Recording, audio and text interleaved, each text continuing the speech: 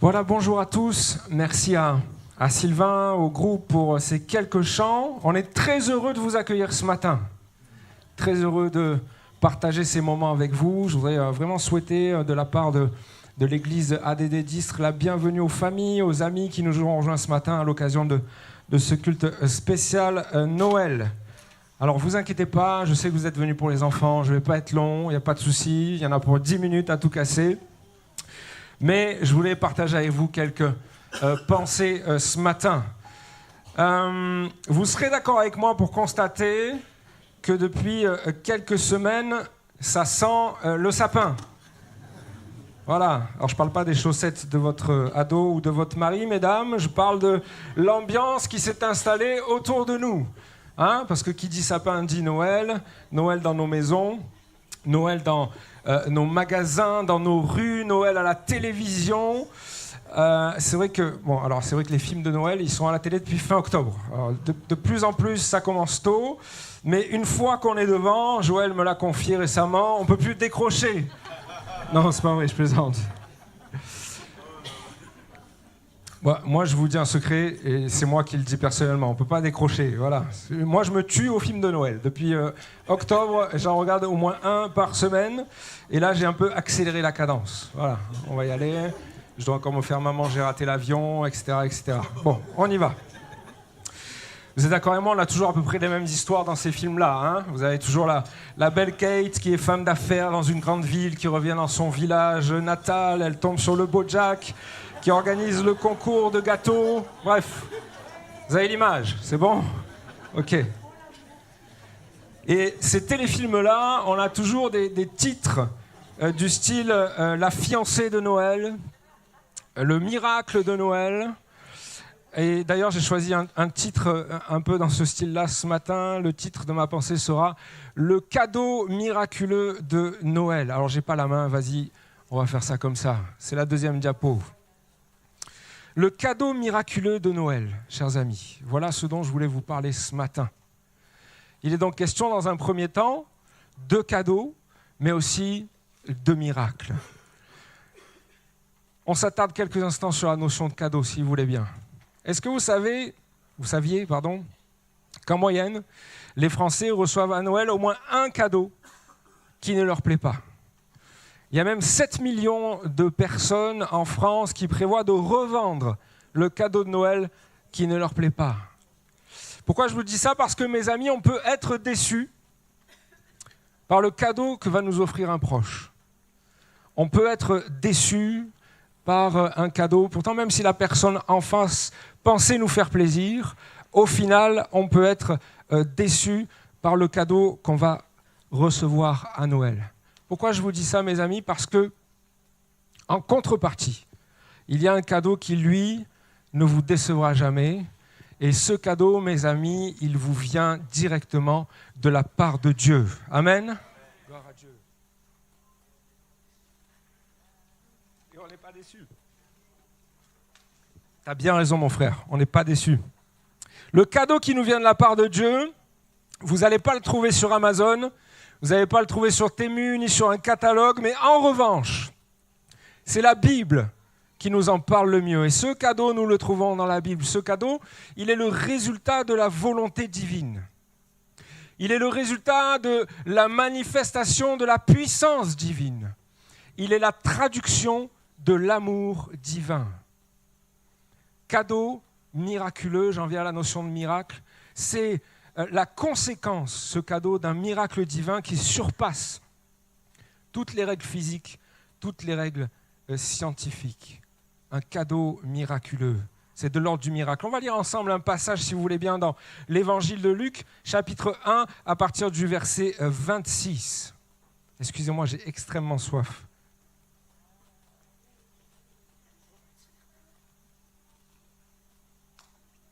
Je devrais m'acheter une poche avec une paille, tu sais, comme ceux qui font la course. Le 6e mois, Dieu envoya l'ange Gabriel dans une ville de Galilée, elle s'appelle Nazareth, chez une jeune fille fiancée à un homme appelé Joseph.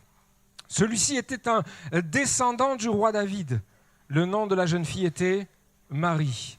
L'ange entra chez elle et lui dit « Réjouis-toi, le Seigneur t'a accordé une grande faveur, il est avec toi. » Marie fut troublée par ces mots. Elle se demandait ce que pouvait signifier cette salutation. L'ange lui dit alors « N'aie pas peur, Marie, car tu as la faveur de Dieu. Bientôt tu seras enceinte, puis tu mettras au monde un fils que tu nommeras Jésus.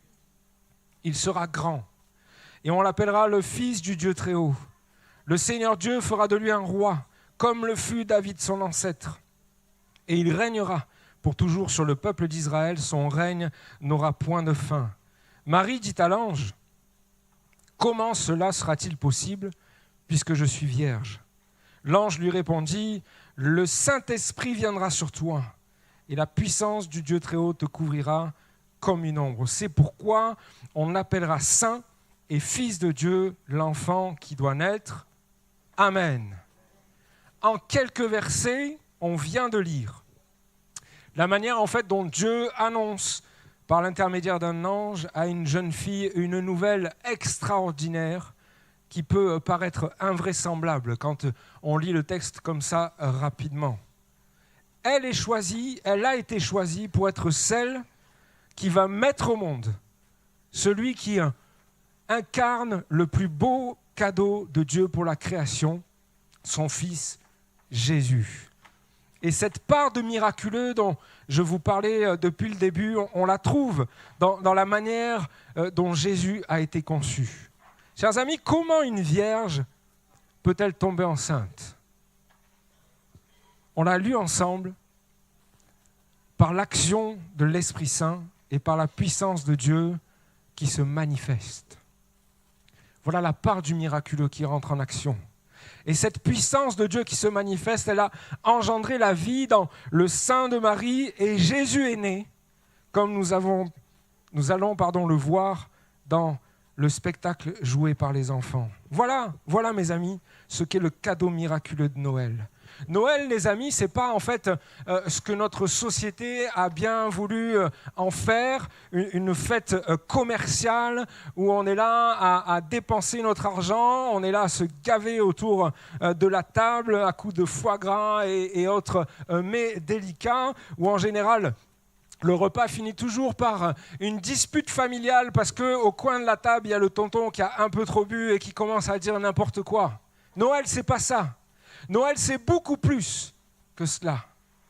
Le mot Noël, d'ailleurs, on l'utilise couramment dans notre langage, mais il vient à la base d'un mot latin, le mot natalis, et qui veut dire naissance. Et Noël, mes amis, c'est tout simplement à l'origine la fête de la naissance.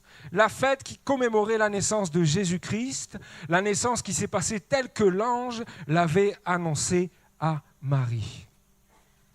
Vous l'avez compris, aujourd'hui, je m'adresse plus à ceux qui ne connaissent pas le Seigneur plutôt qu'aux chrétiens de notre Église.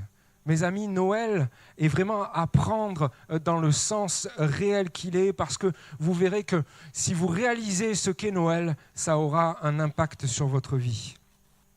Jésus est le cadeau de Dieu. Dieu, le créateur de toutes choses, qui a offert son Fils pour sa création et ses créatures. Jésus dira, si vous avez l'occasion de parcourir les évangiles, à un moment donné, il va discuter avec une femme samaritaine et il aura l'occasion de dire, en parlant de lui-même, « Si tu savais quel est le cadeau de Dieu ?» Je voudrais partager avec vous ce verset de la Bible, Jean 3,16, qui démontre la volonté divine d'offrir au monde ce cadeau merveilleux en la personne de Jésus-Christ. Mes amis, Dieu a tant aimé le monde qu'il a donné. Il a donné. Il n'a pas mis un prix en face. Il n'a pas proposé une location avec option d'achat à la fin. Il a donné.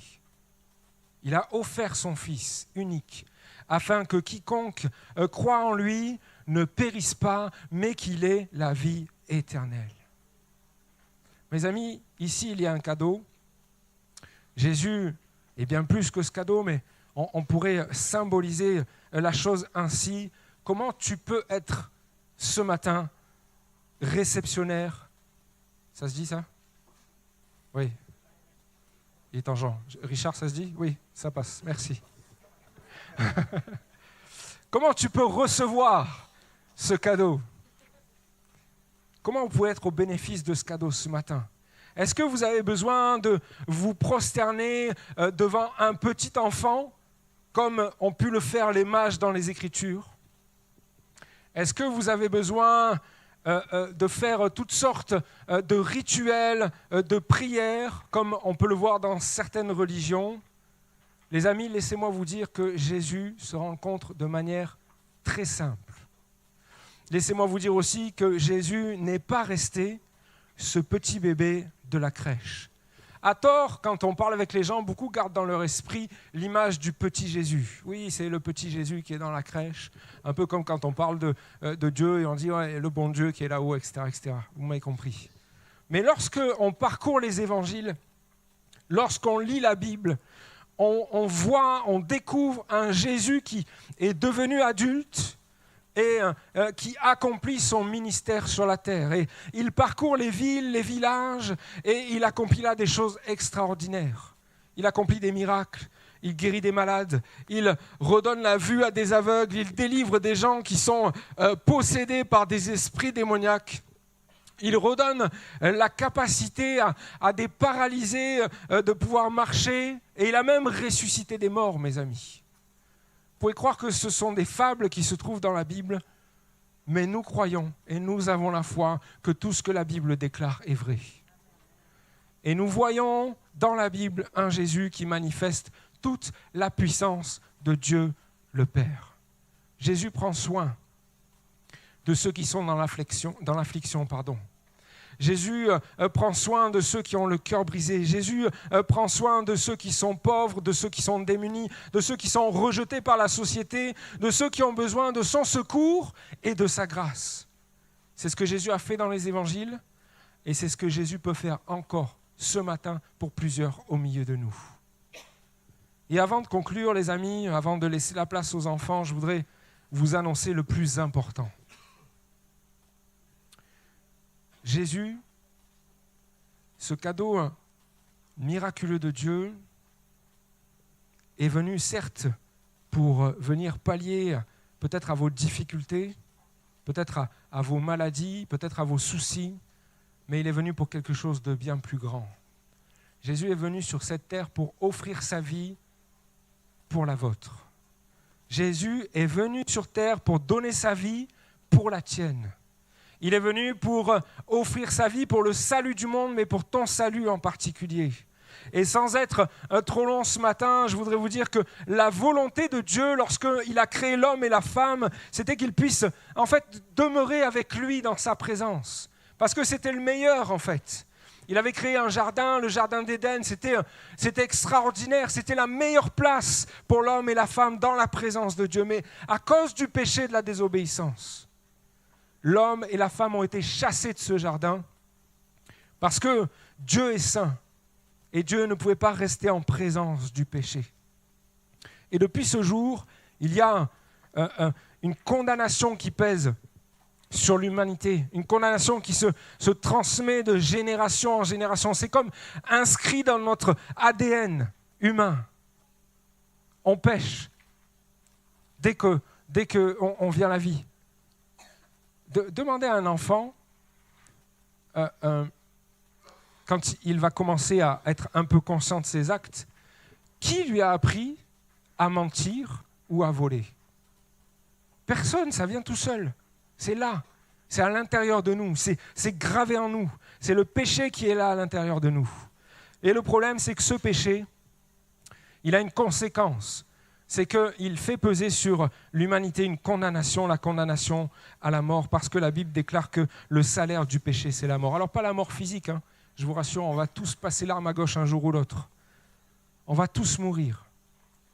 Mais il y a une mort spirituelle, la mort de notre âme, qui, au lieu de passer l'éternité en présence de son Créateur, est destinée à passer l'éternité en enfer. Certains sont peut-être en train de se dire, le gars est fou, je ne suis pas venu pour ça aujourd'hui, je ne sais pas pourquoi il me raconte tout ça, je suis juste venu voir des gamins déguisés en roi mage, et il est en train de me rendre fou.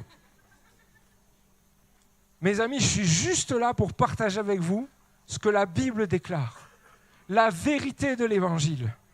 Libre à vous de l'entendre et de vous y attacher, ou libre à vous de repartir comme vous êtes venus. Notre Dieu merveilleux n'a pas voulu que les choses restent en l'état. Il n'a pas voulu que l'humanité reste condamnée à mort et destinée comme ça à son sort mortel. Il a ouvert un plan de salut, un moyen de rédemption qui est valable pour chacun d'entre nous ce matin, un moyen que nous pouvons saisir pour revenir au bénéfice de sa présence, non seulement pour cette vie présente, mais aussi pour l'éternité. Mes amis, Jésus-Christ est mort à la croix pour nous. Il est mort à la croix pour prendre notre place, la place que nous devions tenir parce que nous étions condamnés à mort. Et aujourd'hui, par le seul moyen de la foi, tu peux toi aussi avoir l'occasion d'être au bénéfice de son sacrifice, au bénéfice du plan de salut voulu par Dieu. Tu peux toi aussi obtenir le pardon de tes péchés, le salut de ton âme et l'espérance de la vie éternelle. Comment ? Simplement en acceptant le cadeau que Dieu veut te donner ce matin, que le cadeau que Dieu veut te faire ce matin, c'est Jésus-Christ. En croyant ce matin dans ton cœur qu'il est le Fils de Dieu, en croyant qu'il est venu donner sa vie pour toi, pour le voisin aussi, mais surtout pour toi, en l'acceptant comme ton sauveur personnel, en croyant que Dieu l'a ressuscité 3 jours après et que notre Seigneur Jésus est assis à la droite du Père. Je partage un dernier verset avec vous avant de laisser la place à la suite du programme. On peut lire ceci dans l'Épître aux Romains au chapitre 10 et au verset 9. « Si tu reconnais publiquement de ta bouche que Jésus est le Seigneur, et si tu crois dans ton cœur que Dieu l'a ressuscité, tu seras sauvé. » Amen. Ce matin, je voudrais déjà qu'il y ait cette seconde étape qui puisse se passer dans ta vie, c'est-à-dire que tu puisses croire dans ton cœur que Dieu a ressuscité Jésus et que par sa résurrection, par sa mort à la croix, tu obtiens le pardon de tes péchés, le salut de ton âme et que tu es sauvé ce matin. On va incliner nos fronts si vous voulez bien. Est-ce qu'il y a un ami au milieu de nous, dans la simplicité, qui voudrait ce matin accepter le Seigneur Jésus dans son cœur et faire de lui son sauveur personnel? Si c'est ton cas, si c'est ta volonté, simplement là où tu es, lève ta main. Tu lèves ta main en signe vers le Seigneur de lui dire « Je veux t'accepter dans ma vie, viens régner dans mon cœur. » Et on va prier pour toi. Il y a une main qui s'est levée. Est-ce qu'il y a d'autres personnes? Amen. Est-ce qu'il y a une autre personne qui voudrait accepter le Seigneur Jésus dans son cœur? Gloire à Dieu. Amen. Alléluia.